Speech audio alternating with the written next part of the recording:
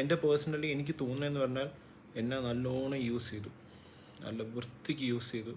എന്നെക്കൊണ്ട് എത്ര എന്ന് പറഞ്ഞാൽ ഞാൻ ആ പെണ്ണിനെ അങ്ങനെ വിശ്വസിച്ചു. എന്നെക്കൊണ്ട് ചെയ്യാൻ പറ്റുന്ന രീതിയിലെല്ലാം ഞാൻ ചെയ്തു, എല്ലാം ഞാൻ ചെയ്തു. എന്നെക്കൊണ്ട് പറ്റി ഇപ്പോൾ ഷോ പോകുന്ന മുമ്പേ ഉള്ള കാര്യങ്ങളൊക്കെ എത്രയോ എന്നെക്കൊണ്ട് ചെയ്യാൻ പറ്റുന്നതോ അതൊക്കെ ഞാൻ ചെയ്തു കൊടുത്തു. ആ സമയത്ത് എനിക്ക് തോന്നുന്നു എനിക്കിപ്പോൾ തോന്നുന്ന ഇവളുടെ ആ പെരുമാറ്റം, സംസാരം, രീതി എല്ലാം കണ്ടപ്പോൾ എനിക്ക് തോന്നുന്നു 7 മാസം വെറുതെ നാടകം ആയിരുന്നു എന്നുള്ളതാണ്. ഇതിപ്പോൾ എനിക്കല്ല, എല്ലാവർക്കും തോന്നുന്ന സംഭവം തന്നെയാണ്. വലിയൊരു നാടകമായിരുന്നു. പ്രേമമോ ഒന്നുമില്ല, വെറുതെ ഒരു പ്രേമ നാടകം എൻ്റെ അടുത്ത് കാണിച്ചു, തീർന്നു. നൈസിനെ തേച്ചു, അത്രയേ ഉള്ളൂ.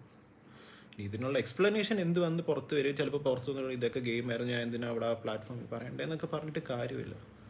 എല്ലാം നശിപ്പിച്ചിട്ട് വന്ന് ന്യായീകരണം തന്നിട്ടോ ഒരു കാര്യമില്ല. ഇനി കുറച്ചും കൂടി കാര്യങ്ങൾ നിങ്ങൾക്ക് കാണിച്ചു തരാനുണ്ട്. ഞാൻ കാണിക്കാൻ ഉദ്ദേശിച്ചെന്ന് പറഞ്ഞാൽ, ജാസ്മിൻ മുന്നേക്ക് ആക്ച്വലി നമ്മുടെ ഈ ഉറപ്പിക്കലൊക്കെ പോയപ്പം അതിന് ശേഷം മുന്നേക്ക് മെസ്സേജ് അയച്ചിട്ടുണ്ടായിരുന്നു. മുന്നേ നിങ്ങൾക്ക് അറിയാമല്ലോ, എക്സ് ബോയ് ഫ്രണ്ട് ആയതുകൊണ്ട് മുന്നേക്ക് ഈ വീഡിയോയും ഇങ്ങനെ കാര്യം പറഞ്ഞിട്ടിട്ടുണ്ടായിരുന്നു. അത് ഇതായിരുന്നു അയച്ചത്. എൻ്റെ ഉറപ്പിക്കൽ കഴിഞ്ഞു, അൽഹംദുലില്ലാഹ് എല്ലാം നന്നായി നടന്നു, ഞാൻ ഓരോ ചടങ്ങെന്നൊക്കെ പറഞ്ഞ് അയച്ചിട്ട് മുന്നേ ഇങ്ങനെ തംസപ്പൊക്കെ കൊടുത്തു വെച്ചിരുന്നു. ഇതൊക്കെ മുന്നേ ഓൾറെഡി ഇരിക്കുന്ന സംഭവങ്ങളാണ്. മുന്നേ അന്ന് സ്റ്റോറിയിലും പറഞ്ഞിട്ട് എന്തോ സ്റ്റോറി ഇട്ട് പറഞ്ഞു, ഞാൻ നിങ്ങൾ എന്തിനാണ് അഫ്സലിനെ ഇങ്ങനെ ചീത്ത വിളിക്കുന്നത്, ഞാൻ എല്ലാം കണ്ടിട്ടുണ്ട്, അങ്ങനെയാണ് എന്നൊക്കെ പറഞ്ഞ് മുന്നേ ഇട്ടിട്ടുണ്ടായിരുന്നു. ഇതല്ലാതെ ഇപ്പം എല്ലാവരും ചോദിക്കുന്നുണ്ട് എന്തുകൊണ്ടാണ് പുറത്ത് വിടാത്ത എന്തിനാ ഇത്. എനിക്ക് ഈ ഒരു വിഷയത്തിൽ ഇനി തലയിടാൻ വയ്യാത്തതുകൊണ്ടാണ്. ഇനിയിപ്പം കുറേ കാര്യങ്ങൾ നിങ്ങൾക്ക് ഇപ്പം ഇവിടെ ഷോ പോകുന്ന മുമ്പേ നിങ്ങൾ 1.5 വർഷം ഇപ്പോൾ ഈ കള്ളം വിളിച്ച് പറഞ്ഞല്ലോ, 1.5 വർഷമായിട്ടുള്ള ഫ്രണ്ട് അവൾ ഷോ പോകുന്ന 2 ദിവസവും പോകുമ്പോൾ അവളുടെ എല്ലാ കാര്യങ്ങളെല്ലാം അവളുടെ വീട്ടിൽ പോയിരുന്ന് അവളുടെ പാക്കിങ് മുഴുവൻ ചെയ്ത് കൊടുക്കേണ്ട ആവശ്യമുണ്ടോ? ഇനിയിപ്പോൾ അതും നിങ്ങൾക്ക് ഡൗട്ട് ഉണ്ടെങ്കിൽ കാണിച്ചു തരാം.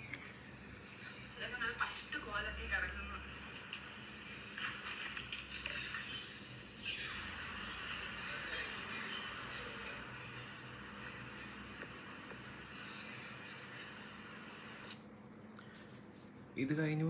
ഇപ്പം നിങ്ങൾ അവളുടെ വ്ളോഗിൽ അല്ലെങ്കിൽ പോകുന്ന മുമ്പേ യൂട്യൂബിൽ പോസ്റ്റ് ചെയ്ത വീഡിയോ, ഈ ചെന്നൈ പോയി അവസാനം ഈ കൈ കാണുന്നത് തന്നെയാണ്.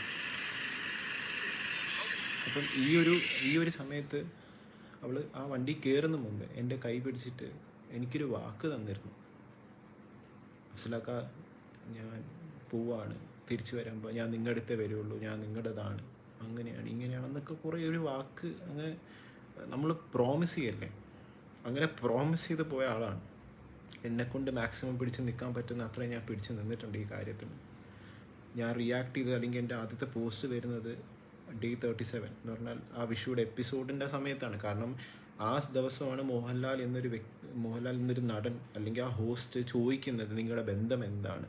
അപ്പോൾ പറയാണ് നമുക്ക് ക്ലാരിറ്റി ഇല്ലായ്മയാണ് നമ്മുടെ ക്ലാരിറ്റി, പ്രണയം പിടിച്ചു വച്ചിരിക്കുകയാണ്, അങ്ങനെയാണ് ഇങ്ങനെ. അത് കഴിഞ്ഞ ശേഷം വീണ്ടും ആ ഒരു വിഷയം അത്രയും മോശമാവുന്ന സ്ഥിതിയിൽ എനിക്കിത് കണ്ടുകൊണ്ട് നിൽക്കാൻ പറ്റുന്നില്ല. കാരണം ഇവൾ കാണിക്കുന്ന പലതും എനിക്ക് കോപ്പി പേസ്റ്റ് ആയിട്ടാണ് തോന്നുന്നത്. ആ പുള്ളിയുടെ അടുത്ത് അല്ലെങ്കിൽ ആ ഗബ്രിയുടെ അടുത്ത് കാണിക്കുന്ന പല കാര്യങ്ങളും എനിക്ക് ഈ കോപ്പി പേസ്റ്റ് എൻ്റെ അടുത്ത് കാണിച്ച സെയിം സാധനങ്ങൾ അവിടെ കാണിക്കുന്നു എന്നുള്ളൊരു സംഭവമാണ് എനിക്ക് അവിടെ കണ്ടത്. ഇത് കണ്ടുകൊണ്ട് എനിക്ക് നിൽക്കാൻ പറ്റുന്നില്ല. ഒരു മനുഷ്യനും നിൽക്കില്ല, ഒരു പാർട്ട്ണറും നിൽക്കാൻ പറ്റാത്ത കാര്യമാണ്. എത്ര ന്യായീകരിച്ചാലും ഇതൊരിക്കലും കണ്ടു നിൽക്കാൻ അല്ലെങ്കിൽ ഇത് അക്സെപ്റ്റ് ചെയ്യാൻ പറ്റില്ല.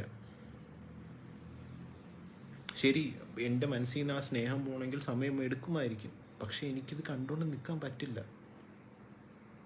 ഞാനൊരു മനുഷ്യനാണ്. നിങ്ങൾ ആരും മനസ്സിലാക്കാത്തൊരു സംഭവമുണ്ട്. ഒരാളെ ഇങ്ങനെ ഒരു നാഷണൽ ടെലിവിഷനിൽ ഇരുന്ന് ചീറ്റ് ചെയ്യുമ്പം അതിനെല്ലാവരും ഇങ്ങനെ ഇരുന്ന് ക്ലാപ്പ് അടിച്ചിട്ട് കാര്യമില്ല. അത് മനസ്സിലാക്കണം നിങ്ങൾ. ഗെയിമൊക്കെ ശരി തന്നെയാണ്, എന്തൊക്കെ ആയിക്കൊണ്ട് പോട്ടെ. ഒരാളുടെ ഇമോഷൻ അല്ലെങ്കിൽ പല ആൾക്കാരുടെ ജീവിതം വെച്ചല്ല കളിക്കേണ്ടത് ഒരു ഷോ. എന്നെക്കൊണ്ട് മാക്സിമം ഞാൻ പിടിച്ചു നിന്നിട്ടുണ്ട്. എന്നെക്കൊണ്ട് മാക്സിമം നല്ല രീതിയിൽ ഇതിനെങ്ങനെ റിയാക്ട് ചെയ്യാൻ പറ്റും ഞാൻ അങ്ങനെ ചെയ്തിട്ടുണ്ട്. ഇതിൻ്റെ മേളിൽ എനിക്കറിയില്ല ഇതെങ്ങനെ കൊണ്ടുപോകണമെന്ന് എനിക്കറിയില്ല.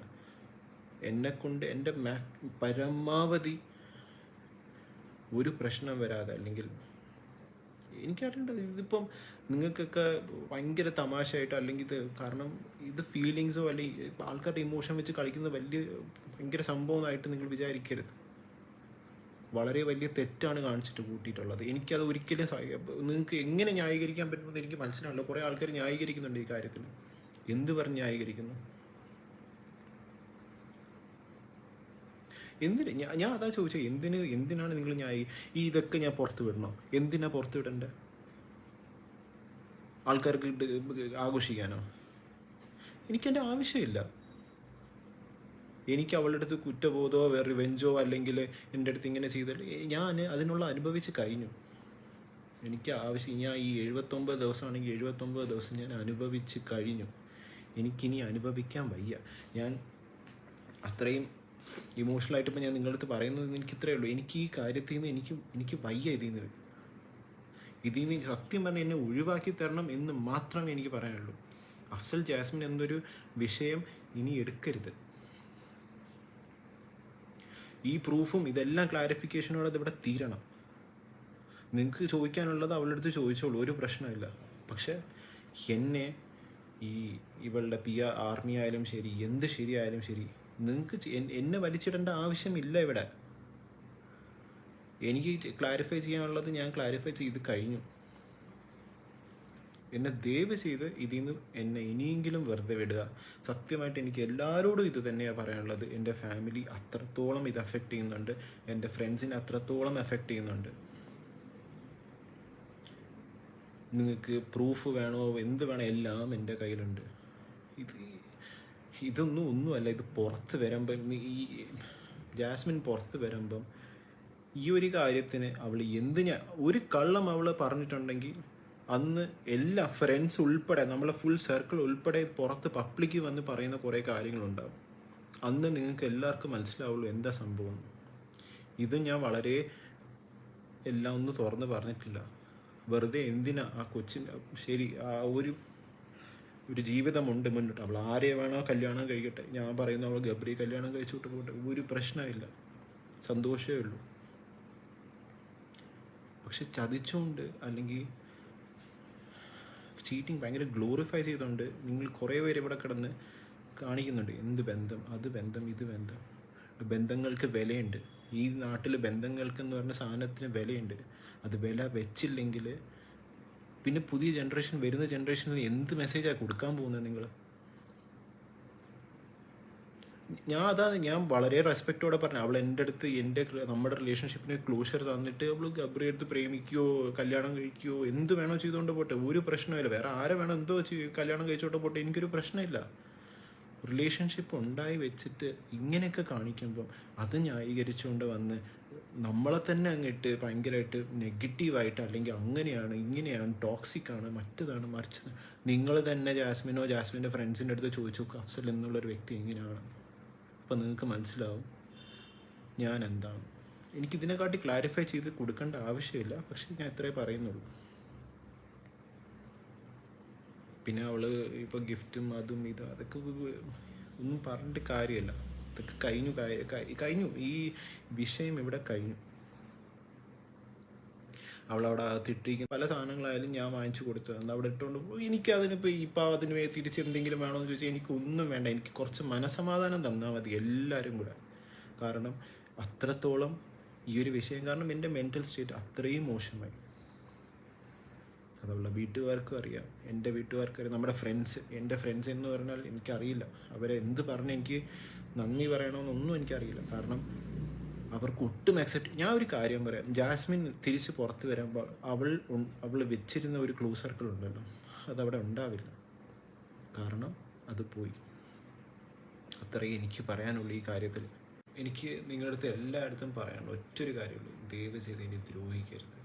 ആവശ്യത്തിന് ഈ പെണ്ണ് കാരണം ഇവള് തന്നെ എന്നെ ദ്രോഹിച്ച് കഴിഞ്ഞു. ഇനി ഇതിനെക്കാട്ടി ദ്രോഹം വാങ്ങിച്ചു കൂട്ടേണ്ട ആവശ്യമൊന്നുമില്ല. എനിക്ക് ഇതിനെക്കാട്ടി കൂടുതലൊന്നും പറയാനില്ല. പിന്നെ എനിക്കറിയത്തില്ല എന്തിനാണ് ഈ പെൺകുട്ടി ചെയ്തത് ഇങ്ങനെ ഒന്നും എനിക്കറിയത്തില്ല. അത് എക്സ്പ്ലനേഷൻ വന്ന് തരട്ടെ. ഗെയിമോ നിങ്ങളിനിപ്പോൾ അവളുടെ ഗെയിം കണ്ട് അവളെ സപ്പോർട്ട് ചെയ്തോളൂ. എനിക്കൊരു പ്രശ്നമില്ല. അവൾ ജയിച്ചാലും തോറ്റാലും എന്താണെങ്കിലും അതെന്നെ ബാധിക്കുന്ന കാര്യമല്ല. പക്ഷെ എന്നോട് ചെയ്തതിന് ഒരിക്കലും എനിക്ക് മാപ്പ് എന്നുള്ളൊരു സാധനം കൊടുക്കാൻ പറ്റില്ല. എനിക്കല്ല, ഒരാൾക്ക് പോലും, എൻ്റെ ഒരു പാർട്ട്ണറിന് പോലും കൊടുക്കാൻ പറ്റില്ല. എത്ര ന്യായീകരിച്ചാലും ശരി, ഇത്രയും കള്ളങ്ങൾ പറഞ്ഞ്, അല്ലെങ്കിൽ ഞാൻ എങ്ങനെ ട്രസ്റ്റ് ചെയ്യും? നിങ്ങൾക്ക് മനസ്സിലാവുന്നില്ല. ഒരു ട്രസ്റ്റ് എന്ന് പറഞ്ഞ സാധനം പോയി കഴിഞ്ഞാൽ പിന്നെ ഒരിക്കലും നമുക്കത് തിരിച്ച് പിടിച്ച് വെക്കാൻ പറ്റാത്തൊരു സാധനമാണ്. എനിക്കൊരിക്കലും ആ പെൺകൊച്ചിനെ എനിക്ക് ഇനി ട്രസ്റ്റ് ചെയ്യാൻ പറ്റാത്തൊരു സാധനമാണ്. നിങ്ങളൊക്കെ പറയുന്നുണ്ട് ഇതൊക്കെ മനസ്സിലാക്കിക്കൂടെ, അങ്ങനെ ആക്കിക്കൂടെ, ഇങ്ങനെ ആക്കിക്കൂടെ, പുറത്തൊന്ന് കേട്ടൂടെ. ഇത് മാത്രമല്ല, ഇതിന് പിറകെ കുറേ കാര്യങ്ങളുണ്ട്. എനിക്കത് പറയാൻ പറ്റില്ല പുറത്ത് വന്ന്. കാരണം അത് ബാധിക്കുന്ന വേറെ കുറേ ആൾക്കാരുണ്ട്. അവരെയൊക്കെ പിടിച്ച് ഭാഗത്തിടേണ്ട ആവശ്യമില്ല എനിക്ക്. ഇവിടെ ബിഗ് ബോസിൽ പോകുന്ന മുമ്പ് 2 ആഴ്ച മുമ്പ് നമ്മുടെ ഈ ഓർപ്പിക്കൽ ഞാൻ വീട്ടിൽ പോകുന്ന ഫെബ് 15-ാം തീയതിയാണ്. അപ്പോൾ അതിൻ്റെ ഒരാഴ്ച മുമ്പേ ഞാൻ ഇവളുടെ വീട്ടിൽ വിളിക്കുന്നുണ്ട്, ഇങ്ങനെ കല്യാണത്തിൻ്റെ കാര്യം പറഞ്ഞു. ഇത് ഇവൾ ഒരു നില നിന്ന് തന്നെ വിളിപ്പിച്ചു. അസലൊക്കെ അത്തേ വിളിക്കുന്ന പറഞ്ഞ് എൻ്റെ അടുത്ത് ഒരു നില നിർത്തി. ഞാൻ പറഞ്ഞു, എടി പയ്യെ വിളിച്ചാൽ പോരെ, അല്ലെങ്കിൽ പിന്നെ വിളിച്ചാൽ ഇല്ല പറ്റില്ല. എൻ്റെ അടുത്ത് പറഞ്ഞ ഒറ്റൊരു കാര്യമാണ്. എൻ്റെ അടുത്ത് അല്ലെങ്കിൽ ആമലിൻ്റെ അടുത്ത്, അഷിയുടെ അടുത്തൊക്കെ വിളിച്ച് അങ്ങനെ പറയും ഇങ്ങനെ പറയും. ഇതിന് അവരുടെ അടുത്ത് പറഞ്ഞൊരു ഒരു ഡയലോഗ് എന്ന് പറഞ്ഞാൽ, അഫ്സലാക്ക നിങ്ങളിപ്പോൾ ഒന്ന് വീട്ടിൽ സംസാരിച്ചില്ലെങ്കിൽ ഞാൻ ബിഗ് ബോസിൽ പോയി വന്നു കഴിഞ്ഞിട്ട് എന്നെ വീട്ടുകാർ ആരെങ്കിലും നിർബന്ധിച്ച് ആരെയും കെട്ടിക്കും, അങ്ങനെ പറ്റൂല, അങ്ങനെ ഇങ്ങനെയെന്നൊക്കെ പറഞ്ഞു. അപ്പോൾ അത്രയും അവൾ സീരിയസ്നെസ് കാണിച്ചുകൊണ്ട് മാത്രമാണ് ഞാൻ എൻ്റെ വീട്ടുകാരെ മാക്സിമം കൺവിൻസ് ചെയ്തു. എനിക്കറിയില്ല, എൻ്റെ ഫാദർ എന്നിട്ടും കൺവിൻസ് ആയിട്ടുണ്ടായിരുന്നില്ല. പക്ഷെ ഞാൻ പുള്ളിക്കാരൻ്റെ കാല് വീണ് ഞാൻ പറഞ്ഞിട്ടുണ്ട്, പ്ലീസ്, ഇത്രയും നല്ല കുട്ടിയാണ്, ഫാമിലി ഓറിയൻറ്റഡ് ആണ്, അങ്ങനെയാണ് ഇങ്ങനെയാണ്.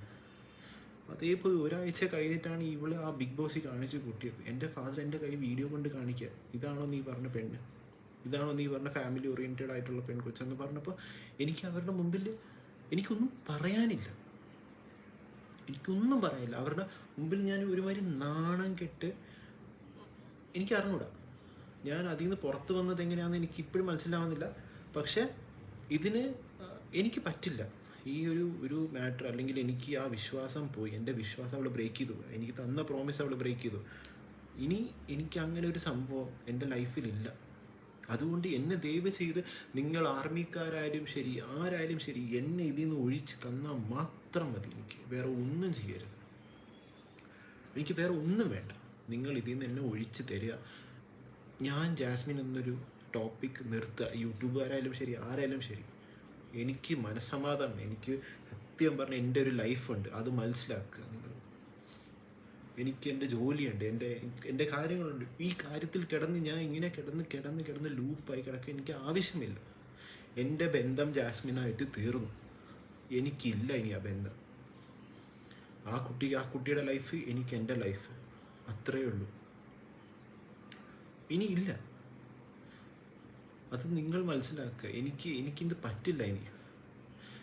ഇതിപ്പം ഇപ്പോഴേ അല്ല, ഇപ്പം ജാസ്മിൻ അസ്ല കോൺട്രവേഴ്സി, അവിടെയും എന്തായിരുന്നു ഞാൻ എൻ്റെ അവളെ, എനിക്ക് തോന്നുന്നു അസ്ല എന്നെ മാക്സിമം ഇതിൽ നിന്നും പിന്തിരിക്കാൻ നോക്കി. ഞാൻ ആ സമയത്ത് കേട്ടില്ല. എനിക്ക് ജാസ്മിനാണ് വലുത്, എനിക്ക് അവൾ പറയുന്നതാണ് ശരി, ഞാൻ ഏറ്റവും കൂടുതൽ ട്രസ്റ്റ് ചെയ്തൊരു വ്യക്തി എന്നെ ചതിക്കുമ്പോൾ എനിക്കുണ്ടാവുന്നൊരു വിഷമമുണ്ട്. അത് നിങ്ങൾ ആർക്കും മനസ്സിലാവുന്നില്ല, അത് നിങ്ങൾക്ക് ഒരിക്കലും മനസ്സിലാവില്ല. അവൾ പറഞ്ഞതാണ് എല്ലാം എന്ന് പറഞ്ഞ് നിന്നവനാണ് ഞാൻ. കണ്ണടച്ച് വിശ്വസിച്ചു ഞാൻ അവളെ. അതിന് എനിക്ക് കിട്ടി, അതിന് ബോധിച്ചു. ഇനി അവൾ എന്ത് എക്സ്പ്ലനേഷൻ കൊണ്ടുവന്നാലും എനിക്ക് കേൾക്കാൻ താല്പര്യവുമില്ല. അത് തീർന്നു. ഈ ഒരു വിഷയം എനിക്കിനി കേൾക്കുകയും വേണ്ട. നിങ്ങളെല്ലാവരും എനിക്ക് മനസ്സമാധാനമായിട്ട് ഈ ഒരു കാര്യത്തിന് എൻഡ് ചെയ്ത് തന്നാൽ മതി. താങ്ക്സ്.